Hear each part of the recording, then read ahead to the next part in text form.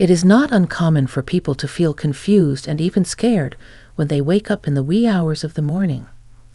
If you're not careful, you can wake up in the middle of the night and have no idea what woke you up. We explore the potential spiritual significance of these midnight awakenings and the reasons behind them in this article. This study investigates the possibility that God has a purpose for keeping you awake at night, but it is essential to keep in mind that it is dependent on the user-provided data. Many people feel calm and relieved as the day fades into night because they know they will have a good night's sleep. Everyone loves a good night's sleep after a long day, whether it was at the office or out with friends. It's a time to relax and recharge. But sometimes this restful sleep is rudely interrupted, and you're wide awake in the middle of the night. Ever pondered the rationale behind such occurrences? Could these nocturnal awakenings have more significance than just random chance? In order to grasp the possible meaning of these nighttime disturbances, one must first recognize the spiritual side of our being. Good and evil are the two main players in our universe. The spiritual and physical aspects of our lives are really very interdependent, despite appearances to the contrary. When we're fast asleep in our beds, it's easy to forget about the spiritual dimension, but it has a huge impact on our lives. Take into account the fact that evil frequently occurs when it is darkest. There is some historical validity to the idea that evil has been linked to darkness. The dark allows the evildoers to hide from the world's prying eyes as they carry out their wicked plans. When all is dark and quiet, the devil is free to work his craft. An allegory that explains this idea is found in Matthew 13:25. But while men slept, his enemy came and sowed tares among the wheat, and went his way. The devil is busy causing strife, disorder, and ruin in our lives, even as we sleep soundly. God occasionally jolts us awake in the wee hours of the morning to thwart this covert but sinister plan. Envision this as an omen from on high, a sign that something is wrong in the spiritual world that our five senses are unable to detect. God is telling you to get up and pray right now so you can fight any evil forces that might be working against you. It has a purpose, even though it feels abrupt and disruptive. The story of the wheat and tares is analogous to this occurrence. Your adversary is ever vigilant, looking for opportunities to hurt you, and God is aware of this. He is perceptive to danger and knows your weak spots. Thus, he keeps a watchful eye on you, present and alert, making sure nothing bad happens to you even when you're fast asleep. Allow me to explain. When we sleep, the devil knows that we're the most defenseless. We are unable to pray, study the Bible, or be aware of our environment when we sleep. The adversary takes advantage of the slumber to carry out his nefarious schemes. At the same time, God starts nagging you to get up and pray, saying that you should do so because standing guard over a stolen item is the surest way to apprehend it.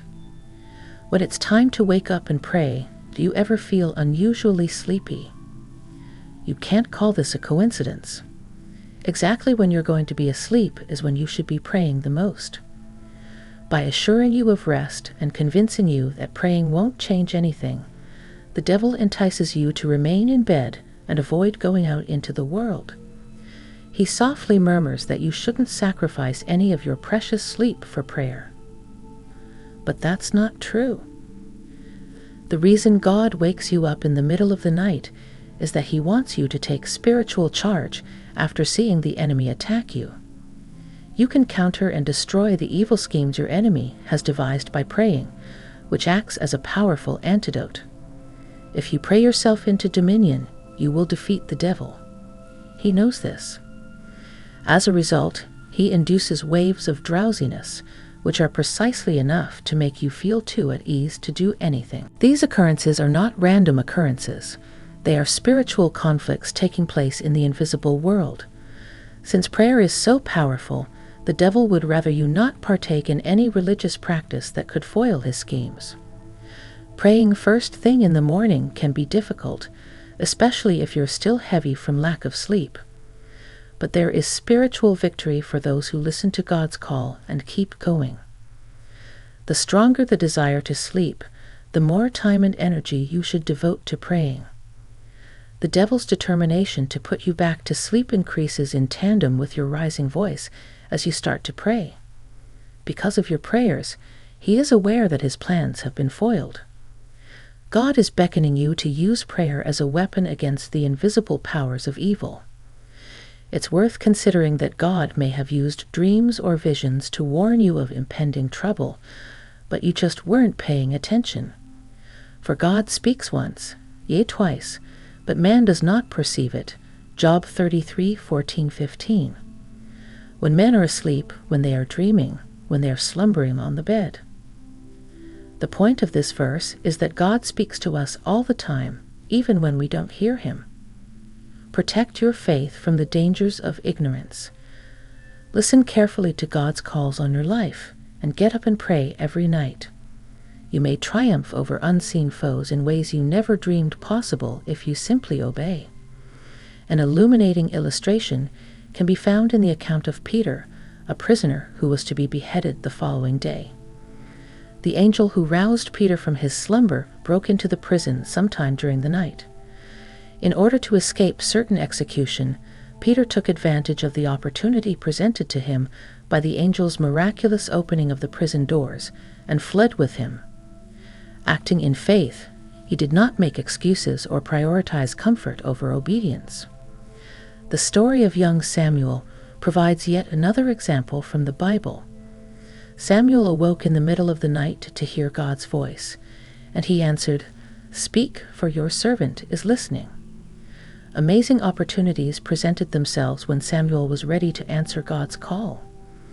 If he had stayed inactive and slept all his life, he may never have achieved his greatness. The moral of the stories is that we should trust God and get up and pray when he calls us to do so in the middle of the night. Even though it's tempting to just turn over and go back to sleep, we must pay close attention in these times so that we can understand what God is trying to tell us. Such situations highlight the significance of following his guidance. You may ask why, instead of delivering these promptings during the day, God chooses the night. No matter the hour of day or night, God is always there to prompt you. We miss God's voice and spiritual threats because we get distracted and caught up in our own lives during the day. Having said that, when we're sleeping, the devil releases his. God can help us see the truth more clearly when we put plans into motion. We can all benefit from even brief periods of prayer, both for our personal lives and for the spiritual war that is going on all around us.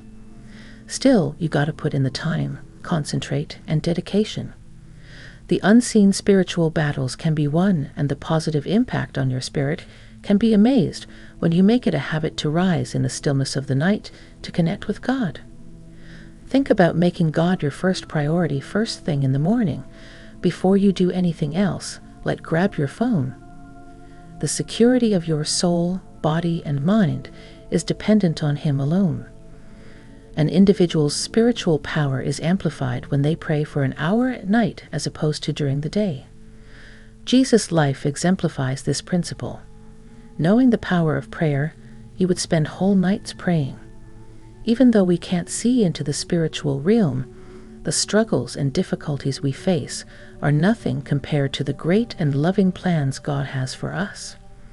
When we humble ourselves before him and find solace in his presence, he watches over us at night, protecting our spirits and making sure we're not hurt. In light of this, keep in mind that God has something significant to tell you if you ever find yourself roused from your slumber at odd hours.